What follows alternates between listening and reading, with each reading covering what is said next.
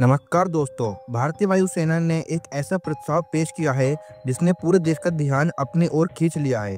वायुसेना ने केंद्र सरकार से 114 नए राफेल फाइटर जेट खरीदने की मांग रखी है। जी हाँ, वही राफेल जिन्हें हमने पहली बार 2016 में फ्रांस से खरीदा था और जिनकी ताकत का नज़ारा हमने ऑपरेशन सिंदूर में साफ देखा था। अब सवाल उठता है कि आखिर वायुसेना को इतने नए फाइटर जेट की ज़रूरत क्यों है। इसका जवाब दोस्तों सीधा है।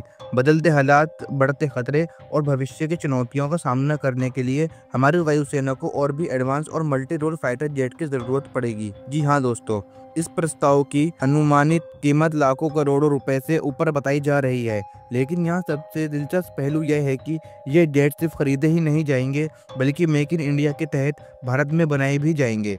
यानी ये डील हमारी वायुसेना के ताकत को बढ़ाएगी ही, साथ ही देश की डिफेंस इंडस्ट्री को भी एक नई ऊंचाई पर ले जाएगी।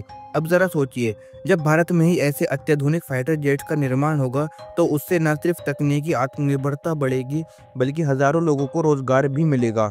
मगर यहाँ एक बड़ा सवाल खड़ा होता है, क्या इनका निर्माण पूरी तरीके से फ्रांस की कंपनी डेसॉल्ट एविएशन करेगी या फिर इसमें भारतीय कंपनियों की भी भागीदारी होगी।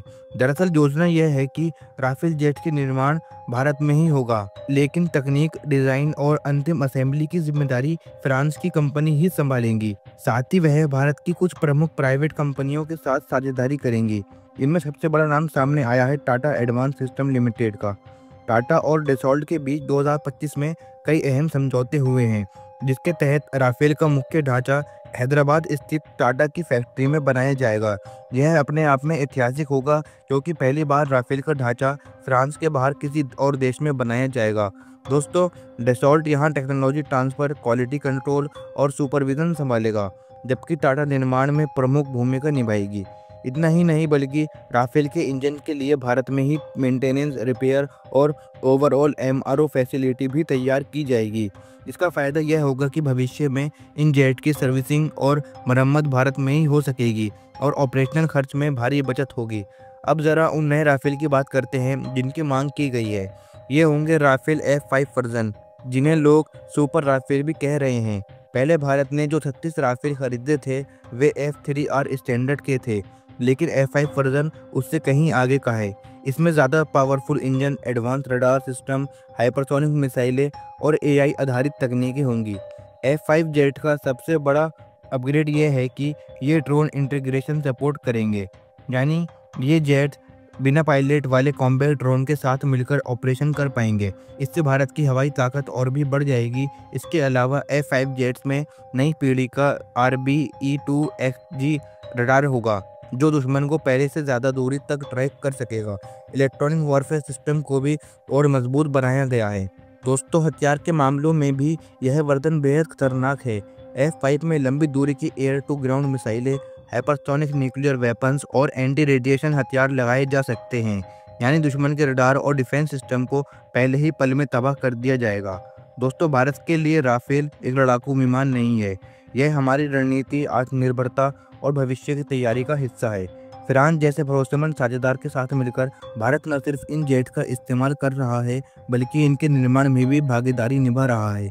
यह साझेदारी भारत की रक्षा व्यवस्था को लंबे समय तक मजबूत बनाए रखेगी। पहली राफेल डील 2016 में हुई थी, जब भारत ने फ्रांस से 36 राफेल जेट खरीदे थे। ये सीधे फ्रांस से आए थे, लेकिन इन्हें भारतीय ज़रूरतों के हिसाब से कस्टमाइज़ किया गया, जैसे हिमालय में ऑपरेशन के लिए इंजन कूलिंग सिस्टम, भारतीय मिसाइलों के साथ कैपेबिलिटी और एडवांस हथियारों की तैनाती। इनके आने से भारतीय वायुसेना को न सिर्फ तकनीकी बढ़त मिली बल्कि पाकिस्तान और चीन पर मनोवैज्ञानिक दबाव भी पड़ा। अब अगर 114 नए राफेल की डील मंजूर हो जाती है तो भारत की कुल राफेल संख्या 176 हो जाएगी। इससे भारत न सिर्फ एक मजबूत खरीदार रहेगा बल्कि एक निर्माता और तकनीकी शक्ति के रूप में भी उभरेगा। यह डील भारत को ग्लोबल एरोस्पेस मार्केट में भी नई पहचान दिलाएगी। दोस्तों, यह कदम भारत के लिए सिर्फ एक रक्षा सौदा नहीं है बल्कि आत्मनिर्भरता भारत की ओर एक मजबूत कदम है। आने वाले सालों में जब ये जेट्स भारत की ज़मीन पर बनना शुरू होंगे तो वह दिन भारत के इतिहास में एक नई उपलब्धि के रूप में याद किया जाएगा। तो दोस्तों, आपको क्या लगता है, क्या 114 राफेल नए जेट भारत की ताकत को कई गुना बढ़ा देंगे?